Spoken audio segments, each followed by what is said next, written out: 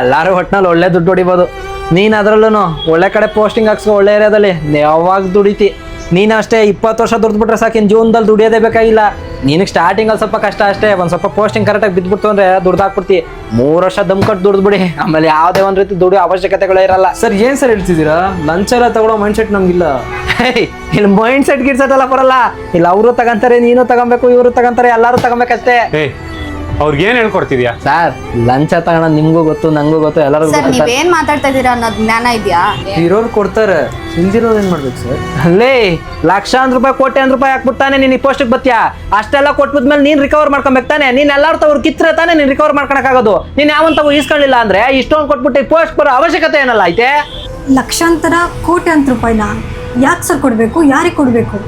ಯಾಕೆ ಯಾರಿಗೆ ಅಂದ್ರೆ ಈ ಗೋರ್ಮೆಂಟ್ ಅಲ್ಲಿರೋರ್ಗೆ. ಯಾಕಯ್ಯ ನಮ್ ಪಕ್ಷ ಅಂತ ಹಂಗೆ ಹೇಳ್ತಿದ್ಯಾ?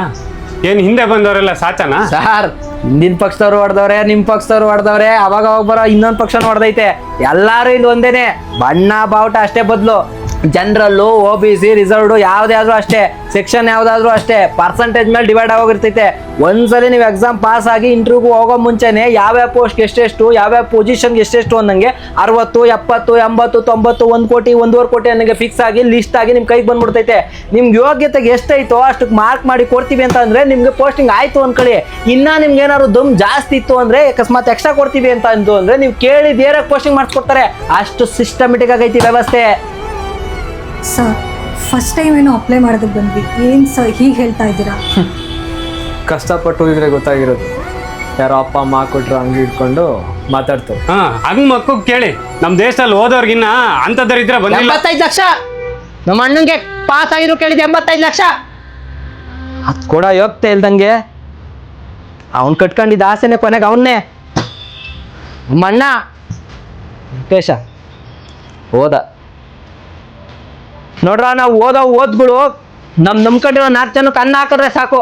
ಅದನ್ನ ಬಿಟ್ಟು ಸಮಾಜದಲ್ಲಿ ಅಳೋರ್ದಲ್ಲ ಅವಳು ಓಡ್ತೀನಿ ಅಂತ ಅನ್ಕೊಂಡ್ರೆ ನಮ್ಮಂತ ಮುಟ್ಟಾಡ್ರೆ ಯಾರು ಇಲ್ಲ. ಎತ್ತಿಗೆ ಸಲ ಈ ದೇಶಕ್ಕೆ ಅಲ್ಲ ಹಾಕೊಂಡ್ರು. ಈ ದೇಶಕ್ಕೆ ಬೇಕಾಗಿರೋದು ಬರೇ KPSC ಗೆ ಅಪ್ಲೈ ಮಾಡಬೇಕು.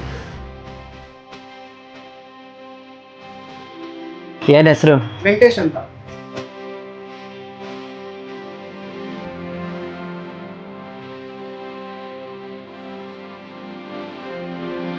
ಬಾ.